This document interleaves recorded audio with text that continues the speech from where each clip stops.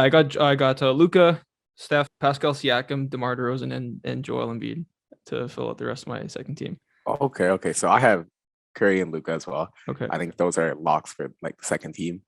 Yeah. I have Pascal and DeMar as my third team forwards, Okay. You have and Durant. then I have Durant and Tatum as my second team Okay. Okay. guys. And then Yeah. obviously Embiid's going to be the second team center. He was second in MVP for you, third Yeah. in MVP for me. It Yeah. just sucks that he plays the same position as Luke as the Mhm. MVP, and he will be second team. So the debate is LeBron and KD are your third team, Yeah. Yeah. and Pascal and DeMar are my third Yeah. team. So I guess we could debate that why you think Okay. those two had a better season than these Again, two. that's the key way to phrase it. I think who had the better season. Kevin Durant played 54 games. Again, Yeah. his team is in the play-in tournament. Yeah, he averaged 30 points a game. He averaged, I mean, he did Kevin Durant things, right? I don't really need to list off his stats. Almost 40% from three. But DeMar DeRozan, on the other hand, averaged 28 points a game. Played in 76 games with a couple games left in the season at the time of recording.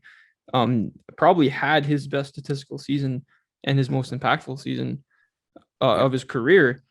And I think when you look at the entire body of work, I think including where his team is in the standings, slightly ahead of where Kevin Durant's team is, and the amount of games that he's played, I think he deserves a nod. And it's a similar argument for Siakam. Siakam's played in by the time the season's over, he'll have played in 70 games most likely, 23 a game, 8.5 boards, 5 assists. Maybe his best season ever.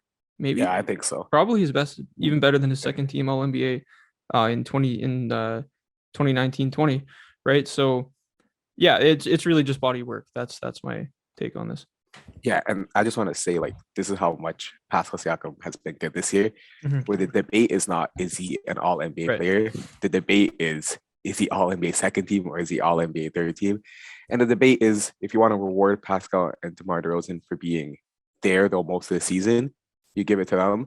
But if you want to kind of like give a little leeway because of COVID and like restrictions and all that, which I Mhm. did, that's why Mhm. LeBron and KD got over them. But they're locked for third team or second team. Pascal Siakam this year has been the best player on the Raptors. And if he was healthy from the start of the season, he would have been an all-star too. And the Raptors Mhm. probably would have been, honestly, maybe even the Top first four. seed. Yeah. Yeah. So he's been playing amazing. His ability to rebound, his Yeah. just body is just a lot better. Like he's gained back that weight that he lost from COVID.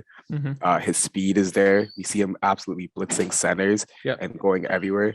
And his spin move is so amazing. His mid-range shot, like he is definitely involved. And the biggest improvement is his rebounding and playmaking. Yeah. He is able to be an elite rebounder when asked as to the center spot, even at the power forward spot when Scotty Mhm. plays low center. And his playmaking when Freddie's out, or even sometimes when Freddie's in the game, he's been able to be like the point center, point forward. Yeah. And he's been able to excel at that role. And it's great to see. And like it's so funny because he had an all NBA season. Then he had like a horrible season where people saying he was a horrible contract. Yeah. And he's back to being an all NBA player. So Yeah. Yeah. this is just who he is. That was just an anomaly in a season where he got Mhm. COVID, lost 15 pounds, played in Tampa, you know what I mean? Now that he's back, you can see that he's worth the money and he is a max level player. Yeah, exactly. Well put. I'm looking at his basketball reference thing now, and he's leading the league in minutes per game at 37.9. I didn't know that. So that's really Yeah. impressive too. And yeah, exactly. The thing that stands out to me is the rebounding, the playmaking, and also just the things that I noticed in years past is he would look kind of scared. Like he would get the ball and he would get into like an area where he was asked to score or set up teammates, and he would like, I don't know, I feel like he would panic a little bit, maybe rush and like try to always get into his same spin move. He was kind of robotic, kind of predictable. I don't notice that at all this year. He looks like he's been playing basketball since he pretty much was born, and he just knows how to read defenses and knows how to react. So I'm really impressed. Maybe all that time watching film in the offseason instead of when he was rehabbing his shoulder really helped him kind of see the floor better. And yeah, man, I agree with you that season last year was just a one-off.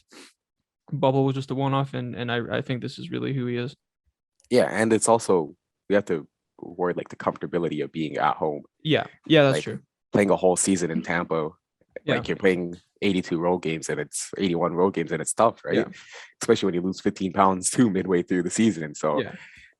Being at home, having that comfortability, Yeah. having your body actually be your body throughout the whole season and not Yeah. like going through massive changes. Like it was just so much against him that season. Like Yeah. people have to just like understand that, and obviously we understand that because we're Raptors fans, and the people that most listen to this know that because they see it at our media, but the NBA media didn't push that, right? Like they didn't Mhm. know those or bring those up.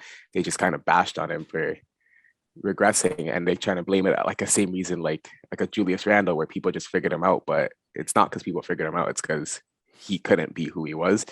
And I'm happy that he was able to come and prove all the critics wrong, because it's a lock that he's all NBA. It's not even Yeah. like a Yeah. question. Not a debate. Yeah. Yeah. And a lot of people, maybe even including ourselves, didn't think he would ever get back to that All NBA form. So that's Yeah. It's really, great to really, see. really awesome. And like to know that there was something wrong with his body last year, the way he felt, all you need to really look at is his 3-point percentage, because championship year he was 37% from three, only shooting corner threes.